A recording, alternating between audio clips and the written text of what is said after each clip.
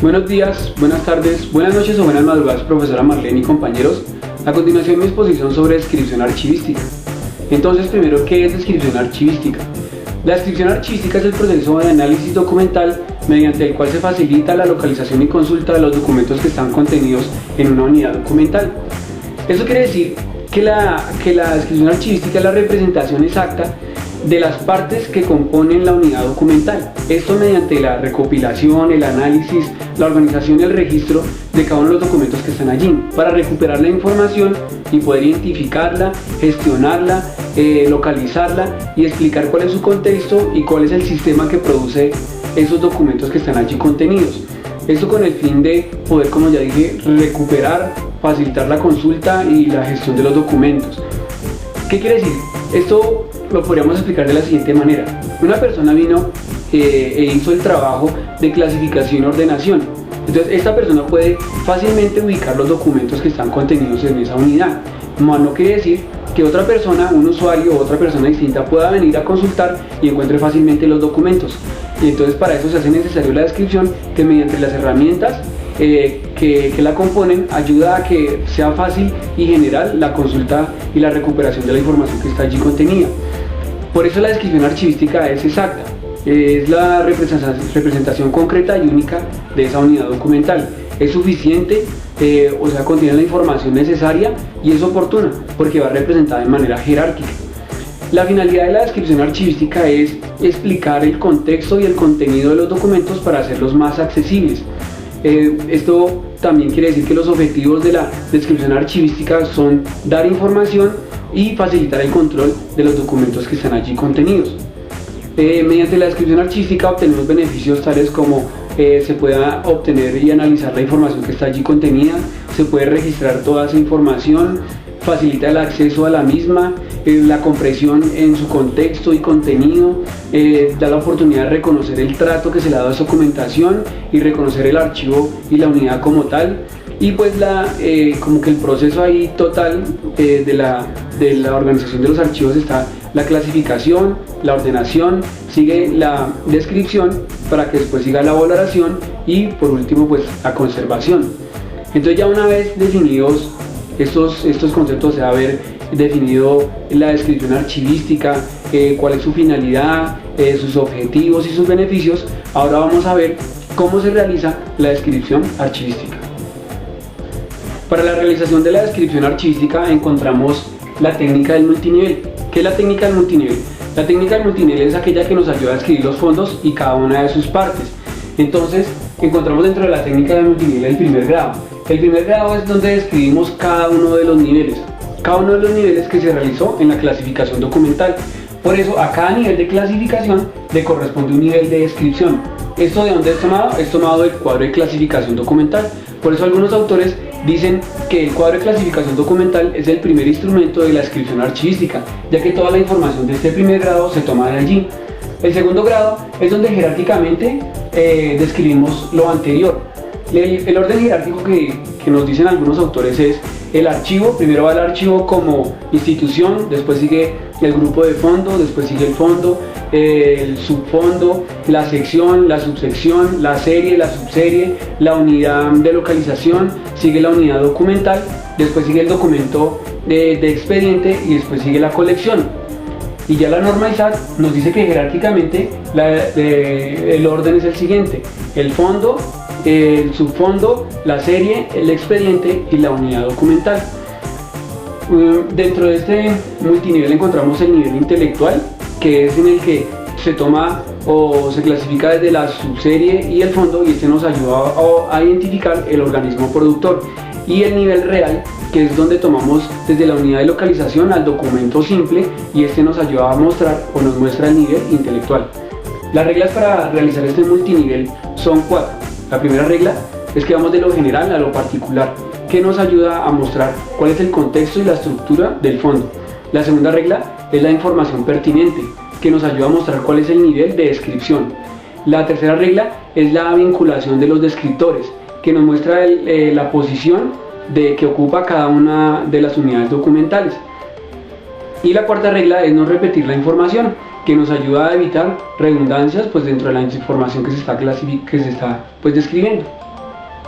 La otra técnica es la descripción colectiva. La descripción colectiva se basa en la utilización de instrumentos para la descripción de cada uno de los archivos. Los instrumentos que se utilizan en esta técnica son los inventarios, los índices, los catálogos y las guías. Cada uno de estos instrumentos tiene como una función específica. Los inventarios son instrumentos de control, los índices y los catálogos son instrumentos de búsqueda, y las guías son instrumentos que nos ayudan para la descripción del patrimonio documental. Finalmente, el objetivo de estos instrumentos es reflejar el contexto y el contenido de cada uno de los archivos o las unidades documentales que se está describiendo. Y cada una de estas herramientas o instrumentos tiene unas características generales. Entonces, las guías lo que hace primero es señalarnos las características generales de la unidad documental. Esta se basa más que todo en el fondo y las secciones. Los inventarios nos ayudan a localizar y controlar e informar la documentación que se encuentra allí. Esta se enfatiza en las series. Los catálogos describen de manera selectiva y exhaustiva cada una de las unidades. Y pues los índices ayudan a complementar la localización y la información de la información.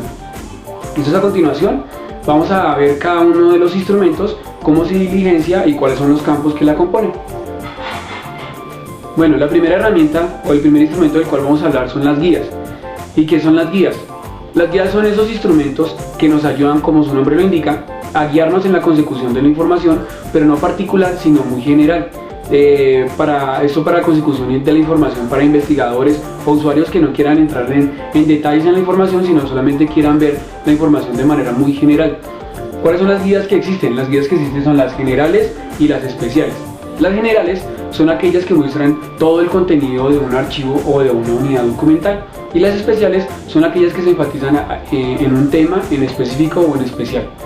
¿Cuáles son las partes de las guías? Las partes de las guías son tres. Primero están los capítulos introductorios, después están las reseñas descriptivas y después están los apéndices. ¿Cuáles son los campos que componen las guías?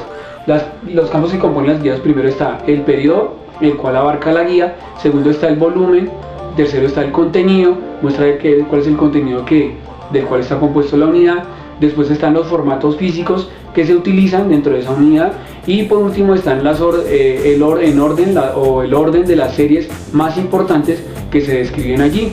Con eso podemos ver que las guías muestran la información de una manera muy global. El siguiente instrumento del cual vamos a hablar son los catálogos. ¿Qué son los catálogos? Los catálogos son esos instrumentos que nos ayudan a describir de manera más profunda todos y cada uno de los documentos dentro de la unidad seleccionada. Como ya lo vimos anteriormente, como lo mencioné, los catálogos son los que nos ayudan a describir de manera selectiva y exhaustiva cada uno de los documentos que componen la unidad documental o el archivo como tal. ¿Cuáles son los elementos que componen al catálogo? Los elementos que componen al catálogo son primero los datos internos. Entonces, cuál es la fecha, el tipo, cuál es el autor, el destinatario de los documentos. También está el segundo elemento, son los datos externos. Entonces, ¿cuáles son los datos externos? Por ejemplo, los folios, las medidas de los documentos, en qué estado se encuentran en conservación. El otro elemento son los datos de localización, para saber en qué sitio o en qué lugar podemos ubicar los documentos dentro del depósito o el archivo en el que se encuentran. Los otros datos o el otro elemento que podemos ver son los datos como los anexos. Entonces, ¿qué elementos anexos tiene la documentación que se está describiendo? Entonces, de pronto tiene láminas, dibujos o un CD o cualquier otro elemento que esté anexo al documento que se está describiendo. ¿Cuáles son las clases de los catálogos? Las clases de catálogos son, primero, de redacción, que son catálogos a través de los cuales nos pueden mostrar pues, el resumen, epígrafe o extracto. La segunda clase son los de sistemas de clasificación. Entonces son catálogos alfabéticos, numéricos o temáticos.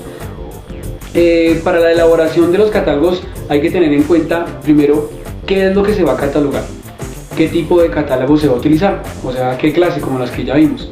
Hay que tener en cuenta si existe ya un catálogo, cuáles son los índices que se van a utilizar, cuáles son los objetivos que persiguen los usuarios para de esa manera enfocar el catálogo, y cuáles son los soportes o la cantidad de datos que hay que catalogar. Para la elaboración de los catálogos, entonces, tengamos en cuenta que hay catálogos que se pueden elaborar de manera histórica, pues para los documentos antiguos que son muy importantes y que necesitan ser catalogados, y para documentos administrativos que son, por ejemplo, las leyes, los decretos o los expedientes. Entonces esos son los catálogos que, como ya vimos, nos ayudan a mostrar la información de manera selectiva y exhaustiva para poderla identificar o recuperar de manera rápida y eficaz dentro de la unidad de documentación. El siguiente instrumento del cual vamos a hablar es el de los índices. ¿Qué son los índices? Los índices son listas alfabéticas de nombres, ya sea de personas, sitios geográficos o de materias que se encuentran dentro del archivo. El índice nos remite siempre a la información que se encuentra dentro del catálogo o dentro de los inventarios, y nos proporciona información tales como los nombres de las personas que se están catalogando dentro del archivo. Nos proporciona información de los catálogos, informándonos o mostrándonos en qué catálogo se encuentra la información que estamos buscando, y de las guías, pues relacionándonos o identificándonos también en qué guía se encuentra relacionada la información que estamos buscando o la que requerimos. Los objetivos o los fines del índice son localizar inmediatamente la información acerca de un nombre referido en cualquier instrumento de descripción que se haya realizado. Ya lo dije, como lo son los catálogos o las guías. Los tipos de índices que podemos encontrar son los indirectos. Los índices indirectos son aquellos que toman los datos de los mismos documentos, y los índices directos que toman los datos y sirven para inventarios, catálogos o para las guías. Los índices siempre se realizan después de los catálogos. Acá, en cuanto a los índices, podemos tomar como ejemplo el índice, digamos, de un libro, a través del cual uno puede encontrar la información inmediata y saber a qué lugar debe remitirse a buscarla. De la misma manera funcionan dentro de la descripción archivística. Bueno, y el último instrumento del cual vamos a hablar, que es el de los inventarios, que según dicen los autores, lo que se ha leído y estudiado, es el más antiguo y el principal, o es uno de los más importantes, ya que a través de los inventarios podemos localizar, controlar, supervisar efectiva y eficientemente la documentación que se encuentra dentro de la unidad documental.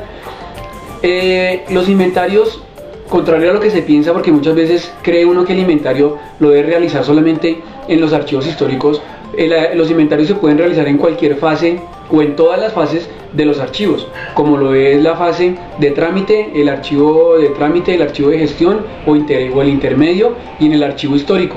Entonces, por ejemplo, digamos, en el archivo en trámite se puede realizar el inventario de la correspondencia a través de un formato que nos muestre qué correspondencia entra y qué correspondencia sale. Ahí estamos realizando un inventario en la fase del archivo en trámite. En el archivo intermedio, cuando relacionamos o cuando se inventaría la documentación que es remitida del archivo en trámite hacia el intermedio, y cuando se hace el inventario de la documentación que es enviada del archivo intermedio hacia el histórico. Ahí se realiza un inventario. De igual manera se puede realizar el inventario de la documentación que se maneja en el archivo intermedio, y pues en el archivo histórico, reflejando cuál es la totalidad de la documentación que está almacenada en ese lugar. Allí podemos ver qué es la documentación que se ha remitido allí al archivo histórico, relacionarla, inventariarla y saber con qué documentación se cuenta allí.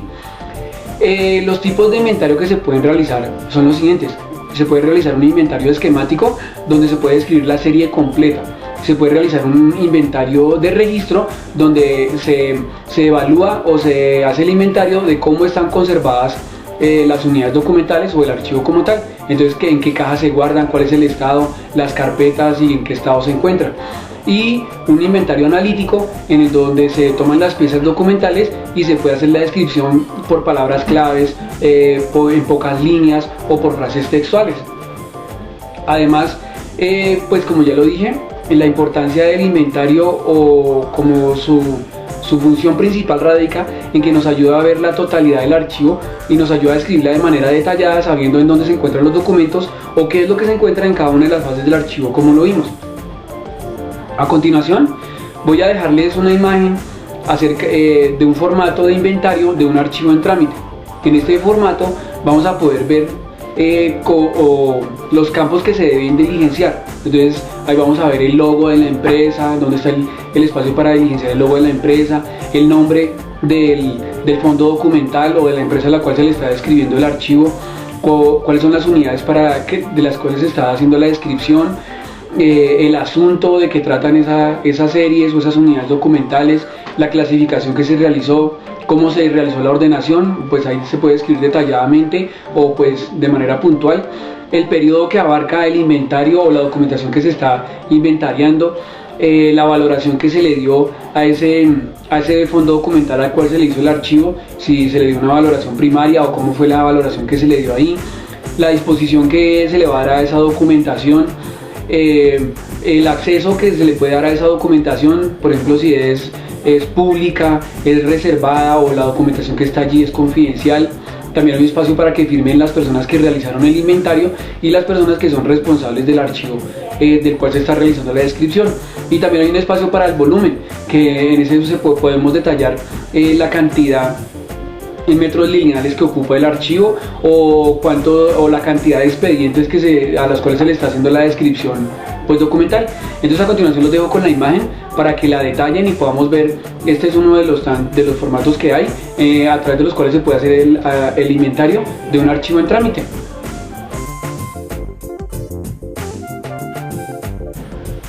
Bueno, y por último, entonces ya hablaremos de la normatividad.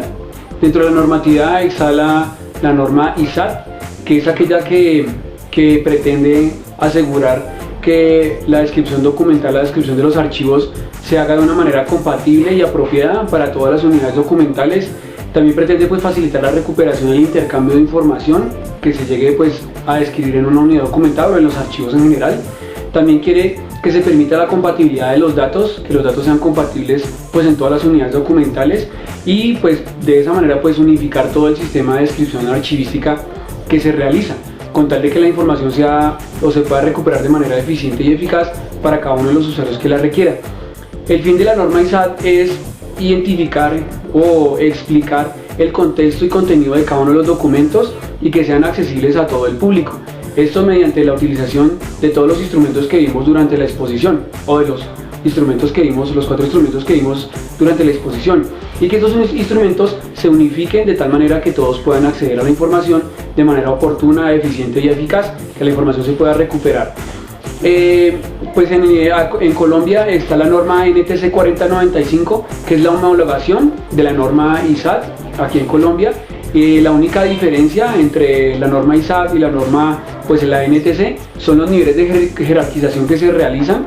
Como pudimos ver, la norma ISAT, en uno de los puntos que vimos durante la exposición, la norma ISAT tiene o describe los fondos jerárquicamente como el fondo, el subfondo, la sección, la subsección, la serie, la subserie, el expediente y la unidad documental.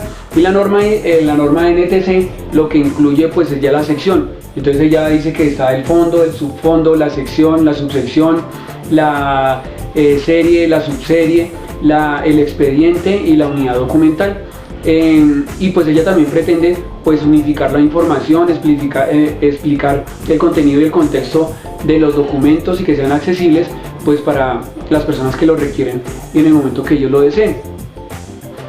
La profesional, pues como profesionales nos vemos beneficiados de todo esto que vimos durante la exposición, y por supuesto que el proceso de descripción archivística a través de todo esto adquiere como unos estándares y es modificado de tal manera que se puede acceder a la información de manera eficiente y eficaz. Al ser normalizado y al ser como estandarizado, permite que todos podamos acceder a esa información independientemente de quién realice la descripción archivística. Como veíamos, entonces puede ser que alguien realice la clasificación y la ordenación, pero eso no quiere decir que la información se pueda recuperar a realizar la descripción, o más bien para eso se realiza la descripción, para que la información se pueda recuperar sea quien sea que quiera venir a buscarla, porque los instrumentos han sido estandarizados y nos muestran la información tal y como está ahí, nos la detallan y nos ayudan a llegar más eficientemente a ella.